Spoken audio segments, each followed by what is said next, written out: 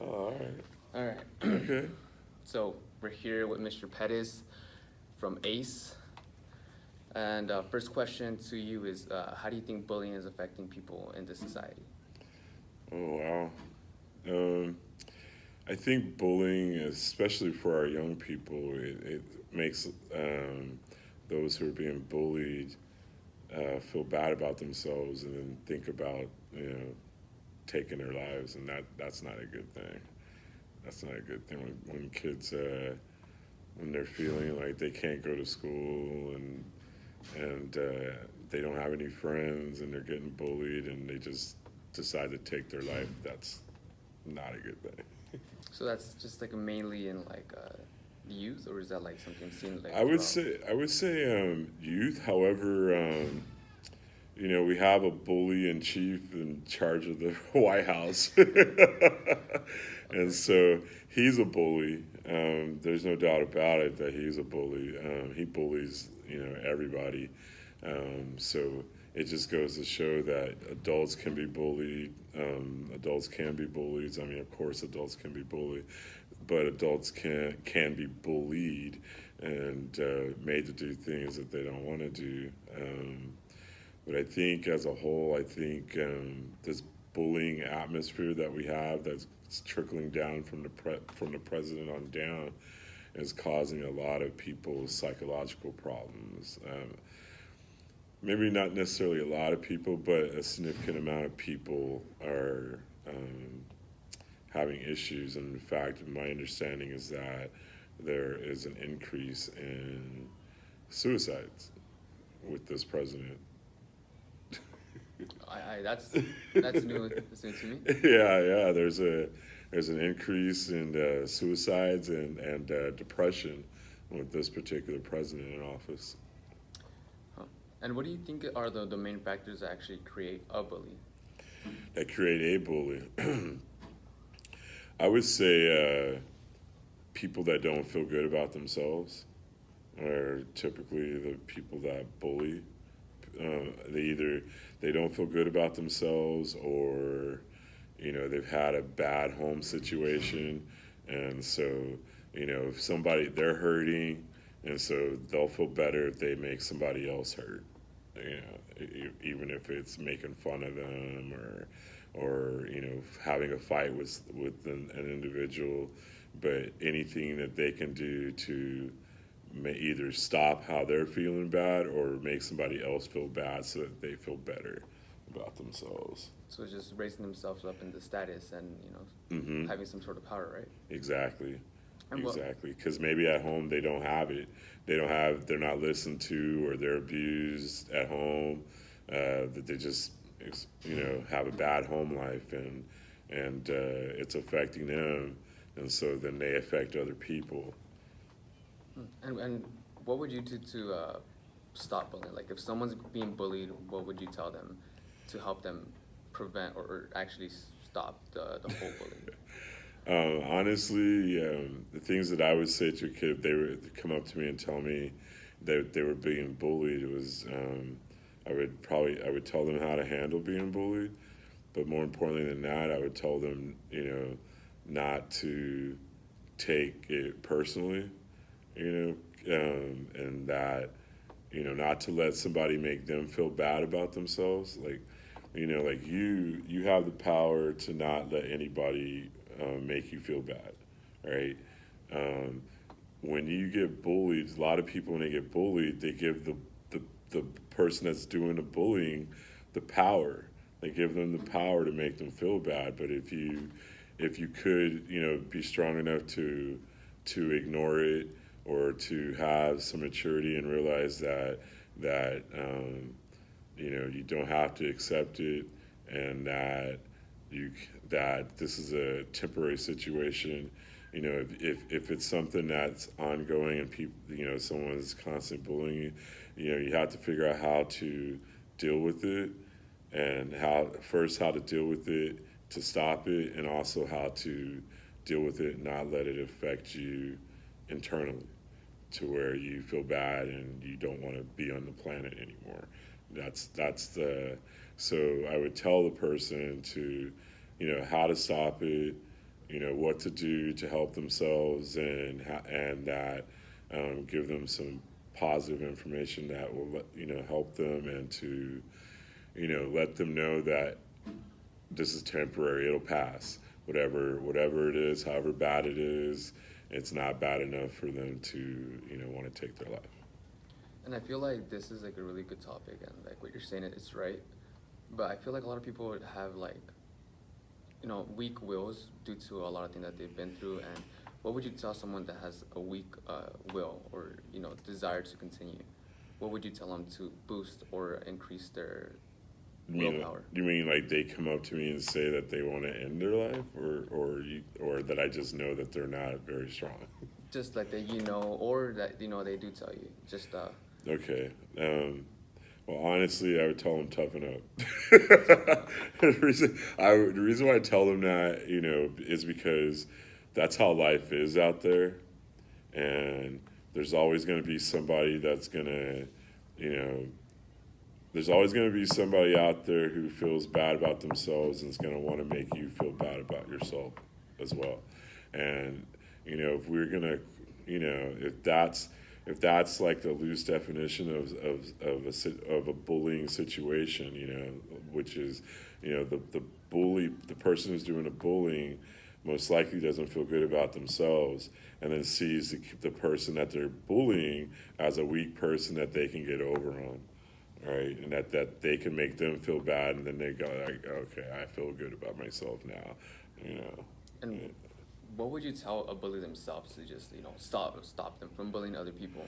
Well, people will, just as on on the end of the kid that's being bullied, and you have to build them up and tell them, you're okay, and that person, their words that person can't affect the rest of your life, or you can't let them affect the rest of your life, and that you need to get stronger from it. I would tell the kid that's doing the bullying that they need to look inside themselves and figure out what's making them feel bad about themselves, and I would probably ask them what's going on in their home life, what's this, what's that, try to help them so that they can go a positive route instead of going to the negative route, which is the bullying. That's what happens. People in a bad situation, they have two options. They can go the negative or the positive, and a bullying person goes in the negative direction, right? Which doesn't help them either. Trying to get that person to heal themselves and to be healed, rather than to do the temporary fix of feeling good about themselves by making somebody else feel bad about themselves. That's just a temporary fix that doesn't take care of what's happening inside of them. They're going to always have that inside of them, like Trump. Like Trump. And what would you tell a bystander? Like, what do you think is their responsibility if they see someone alone or down, or they witness the bullying happening, whether it's verbal, cyberbullying, or physical? Wow. If they see it, well, I think, some people aren't up to the task of stepping up and helping somebody else, because if it's like, oh, there's that person over there, I'm glad it's not me, or I don't want to get in it because I don't want it that turned on me, or something like that.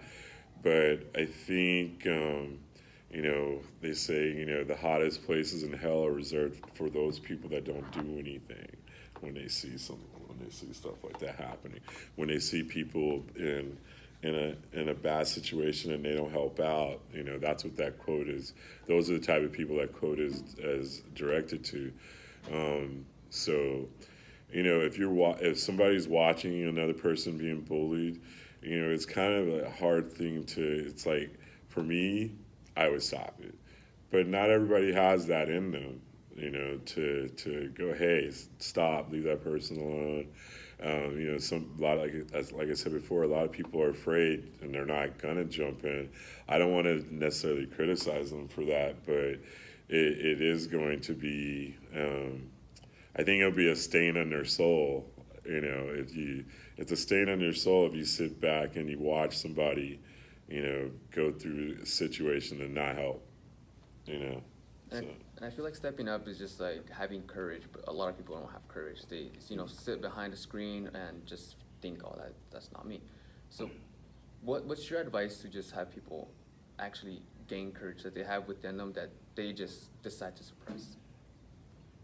you know, so a lot of the things that we're talking about has everything to do with what's happening at home. you Courage isn't something that people just, it just happens. Courage is something that has been, you know, marinating, or it's been developed by the home life since they were a little kid. Courage has been, yeah, it's just not something that it just, just clicks. Although for some people it is, but it's probably temporary. But for a lot of people with courage, it's just, that's how they've been their entire life, is having courage. But the way to develop courage is, for some people it might be religion. Religion might help them step up and have that courage. People that are Christians and follow the words of Jesus, especially Jesus, the Sermon on the Mount, you're talking about Matthew verses 5 through 8, and I think 25. But that's Jesus' Sermon on the Mount talks a lot about, what people or Christians should do, and some of that, is standing up and helping those that are less than you, things like that. But yeah. So I mean, I personally believe that we all can unify even the bully like themselves. Instead of like spreading that evil and that insecurity and that negativity, Mm-hmm. and connecting with other people that can relate to them, and actually bonding together that can actually bring peace to us. Oh, yeah. That's what I believe. But what would you say, or what would you think would be the solution to actually unifying people? Because it's so difficult if it's not money and if it's not freedom. Unifying people. That's a hard one, because we don't all come from the same place. You know what I mean? In order for that to happen, there's got to be compromises, things like that. Because, like I said, we don't come from the same place. You come from a different place than I come from. We have different experiences, although we have a lot of shared experiences, right? But we're not exact. We're not a monolith at all. We've got differences there. So bringing people together can be hard and kind of tricky. But in the grand scheme of things, and overall bringing people together, that'll be a process. That'll be a process. But you're absolutely right to say, if having someone that is a bully, get with other people that are not that they're like-minded and being bullies, but have this common interest that basically create a familial situation that where the person feels safe and comfortable and peaceful, and which will transition to other parts of their lives, which will help them, right? And for us to all get together, Trump is helping. I know I say Trump a lot, but Trump is helping a lot of people realize that we're not that different from each other. Okay, and that it's not about color, skin, this and that and the other, but that our issues, the issues that bind us, are financial and things like that. How we're in the bottom, and there's the top 1% owns like half the wealth, right? People are starting to see that with Trump in office, which means that there's going to be less, let's say, like white people saying, oh, that brown person's crossing the border to get my job. All right, there's more people that are getting woke. And I should say more white people are getting woke, because mostly brown and black people are already woke. We can't go to sleep. We're always paying attention. We always know what's, because crap rolls downhill. I don't know if you're doing that for something else. I don't say that word, but Yeah. but it rolls downhill and we're downhill. We're at the bottom. You know what I mean? So So we know what's going on. We know what's up. And a lot of things, there are people up at the top that will purposely try to keep us from not being together, right? Because when we're together, there's going to be a lot of us, and there's just going to be a little of them, a small number of them. Once we all figure out that everything's crap, that what they're doing is trying to divide. What they're doing is they're not trying; they are dividing and conquering. Is what they're doing. Yeah. Okay. Something I've also noticed is that there's two main things that actually bring people together besides freedom and financial. It's actually pain and loss. You know, pain with Trump, perfect example. You know, it's bringing a lot of people together. You know, suicide and financial things, and people are getting woke. Right. Another thing is loss, and I am saying this because you know, I don't know if you know this. The rapper Nipsey Hussle. You know, Right. he was, I heard was about killed, him. and a lot of gangs came together in order to pay respects to him. So I feel like loss and pain are also two major ways to bring people together. Well, yeah, because everybody shares that. Everybody knows what it means to have a loss, and they know what it means to be in pain or to have pain inflicted on you. Just about everybody knows that. Those are universal emotions, universal situations. So yeah, people do come together with that, or like when you lose someone like Nipsey Hussle, and he was. I don't know much about him other than what's been happening in the past couple of weeks, but apparently, he sounds like a person who, hung out with this group and hung out with this group and hung out with that group, and he was in all those groups that wouldn't necessarily hang out with each other, all right? But he was like the common glue for all of them, or the common thing, and so him being gone, it's kind of like, hey, every one of those groups respected him, and so they respect him enough to say, hey, let's try to put our differences down and do something good and make something, make his life worthwhile or his death worthwhile. So it's pretty much like a network that he did, right? Right, exactly. And without, he networked all these different people or groups that wouldn't necessarily work with each other or hang with each other. What do you think would be the key to us realizing that we don't have to experience that pain or loss in order for us to unify? Like, what is the key to actually just being together in times like that without actually having to experience the pain or the loss? That's a good question. Food? Food? Maybe, yeah. Because when you were saying loss of pain, I was like, another one is food. People get together around food, right? During times of scarcity, right? Right, and not even then, but even when it's plentiful, scarce, food is a big thing for survival. But it's also, what I'm thinking about when I'm saying food, I'm thinking about people making food and coming together, and the love, when somebody offers you food or whatever, they're offering you, love, right? And that feeling, it's a good feeling when everybody's around, they're eating and talking, enjoying each other's company, talking, whatever, just really, communing with each other and, just getting together and feeling good and all of that. I noticed you said love. Do you think that is actually the key to unlock everything? Love? Without a doubt. I mean, because getting back to the bully doesn't love himself or herself, right? Or respect himself or herself enough, because when you love yourself enough and you respect yourself enough, then you're able to love outside of yourself and respect those outside of yourself, right?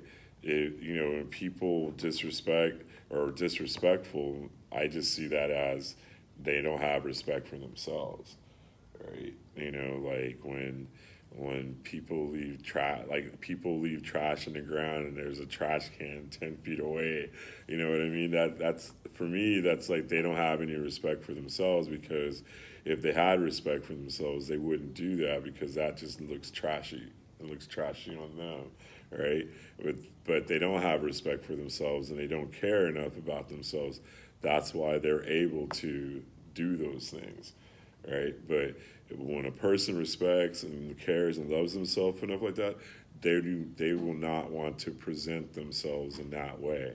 They would want to make sure that they are presenting themselves in a positive way and that they're doing things, the right way.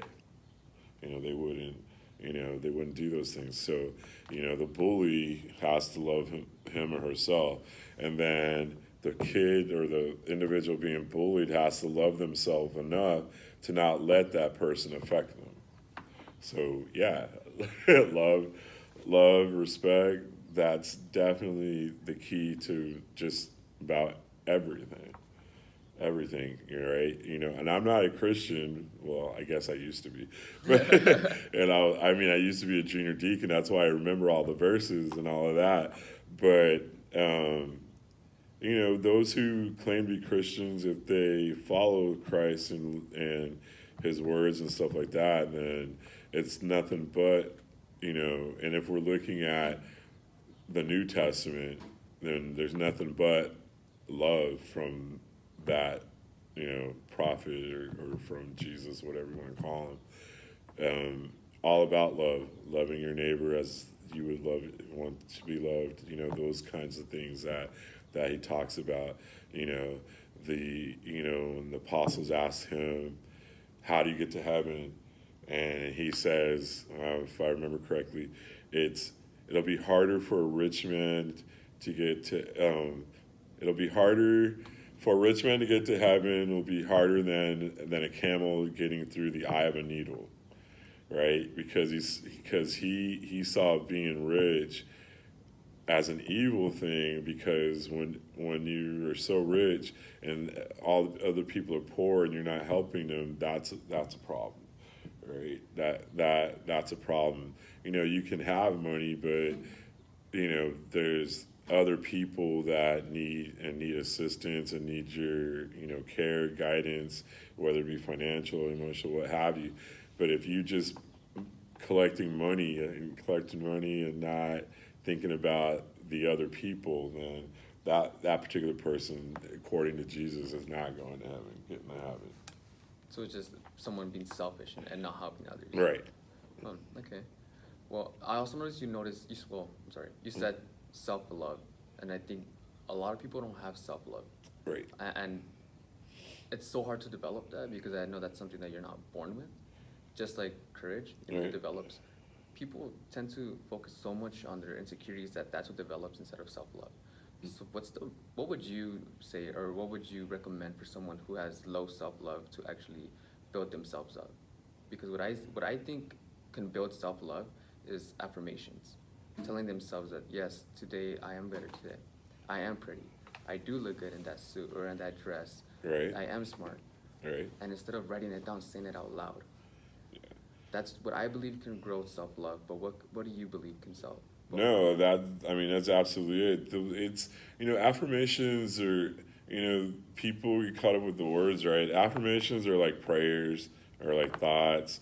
It just runs the spectrum of the words that you can use for that, but all of it comes down to what you're just saying, the self-love, right? The affirmations, that's you talking to yourself and getting yourself up, or just having some time alone and just, thinking about, people that meditate and, they think about things that make them feel good and collect themselves and be ready for the day, right? That way, when negative stuff comes at them, they can just, you know what I mean? That's it. And that's it. People that pray, when they pray in the morning, and they pray into their God, what have you, and talk and doing all of that, when they do that, they carry that with them throughout the day, right? And that's, again, some negativity. It's like, they can block it, or they rise above it. Like, that's not going to affect me. Like, not today, devil. That's not going to happen. I'm not going to get dragged down into that. A lot of this, takes that plus maturity, experience. You can see someone like, I know that person. Not that you know them, but like you've met them before, but that you get a feeling from them, and you're like, ugh, that's a vampire. I can't. Garlic. Yeah. Stay away. Stay away. Exactly, right? Once you start knowing yourself, then you can start feeling others, and you can kind of move away from those kinds of things, you know what I mean, for individuals that are going to suck you into that negative space or what have you. But definitely affirmations are like prayers, so yeah. All right, Pettis, thank you. And just what would you want to leave people that are dealing with bullying and are victims of cyberbullying, physical abuse, comments? What would you want to leave them with? Well, there's a difference, like, physical abuse is one thing, right? That's painful. Words, I would say words don't matter. And as I said earlier, it's like, don't give someone else the power to make you feel bad. This is you, right? It's your body, your mind. You don't let somebody else, you don't give power over to somebody else for your emotions, right? They're your emotions. You have control over them, right? You don't let somebody else trigger you, right? Otherwise, you're giving them the power, right? They're playing you like a puppet, right? So outside of the physical part of what, the words, that kind of stuff, cyberbullying, and I know for kids this generation, it could seem like the end of the world because it's on the internet and people can see it and what have you. And of course, with certain things, I guess, platforms, that stuff stays on forever.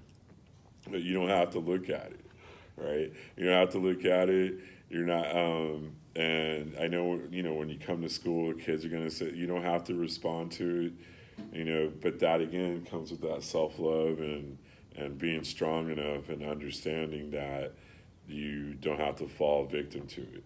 Now, the physical thing, that's something where you probably have to get authorities in and stuff like that. No one should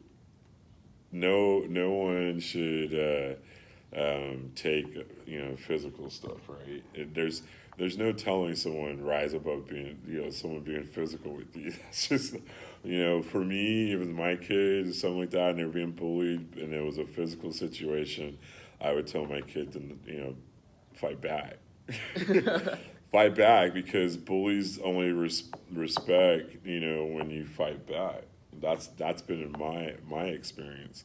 Even if you lose, if you fight back and give them something to think about, they'll like, oh, that's not easy anymore, right? Because people do the path of least resistance, and if you create a resistance, then that bully's probably not going to want to tangle with you physically, right? Because you gave it back to them, or you're like, I'm going to defend myself, when you come at me, and it's not going to be this easy thing, so most of the bullies are just going to find somebody else, right? That's generally speaking. So bullying, that's just a hard thing, because for me, as a male, I would say step up and fight them, right?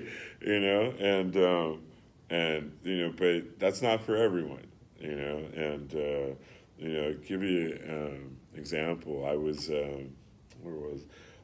I was in fourth grade, and we lived across the street from the school I went to, and my dad, I was in fourth grade. This is, after school, there was a bunch of kids that were playing whatever. The sixth grader tried to fight me, or was wanting to fight and stuff, and I didn't want to. I was like, all right, so I just left and I went home, and I lived across the street. But my dad's on the porch at the patio. He I guess he had seen all of it, and he goes into the house, right? And I go, and I'm about to go to the door. The door's locked, right? So this is how my father handled it. All The right. door's locked, and I'm like, open up the door. He's like, no, can't come in. And I'm like, why? He's like, I saw that boy over there.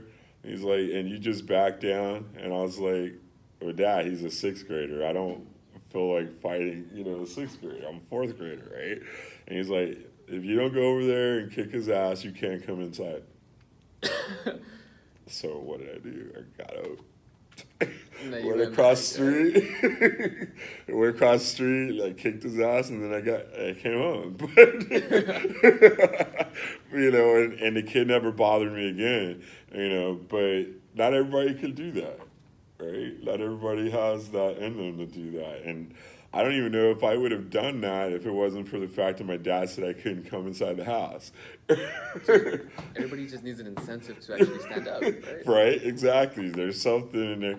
And, I guess in a way I'm glad my dad made me do that, but in the moment I was just like, he's a sixth grader. I'm fourth grader. What do you want from me? And it's just like in that moment my dad was teaching me that you can't be bullied. You can't let people bully you.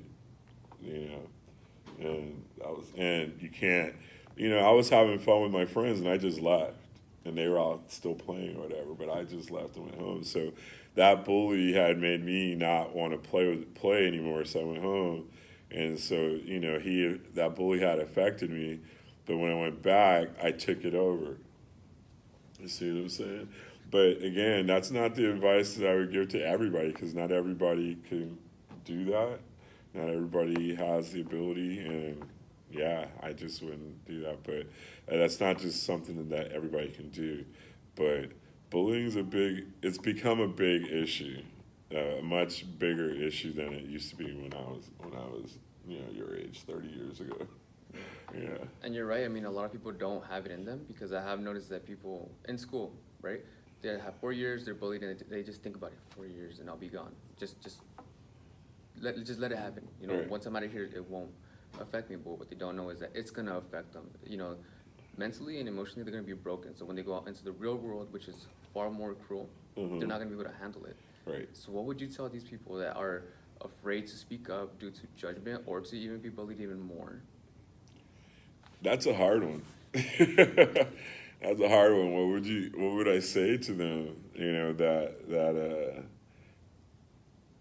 I would say, the lesson that I learned that day that I'm talking about is that, you have to confront the bullies, because if you don't, it's going to affect you the rest of your life, right? Just as you were saying, or even in the short term, you have to step up, because if you do that, then the bully will leave you alone, right? And that's a hard thing to get people to understand, is that the bully is the weak person, right? The bully is the weak person, because if they were strong, then they wouldn't give in to their negative feelings and transfer them to you, right? And so people have to understand, people that are being bullied need to see that the kid that's doing it, that's bullying them, is a weak person,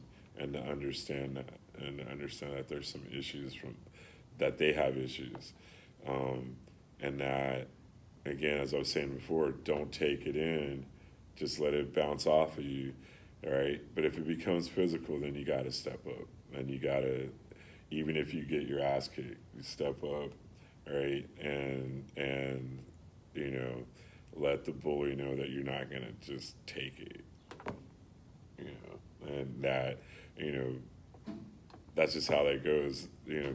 Step up, and the bully will back off, and that's what I've learned my entire life. That's what I've seen my entire life, and also the fact, like I said, the bully is the weak person, and the bully is the one that has the negative feelings, and something's wrong with them internally, emotionally, right?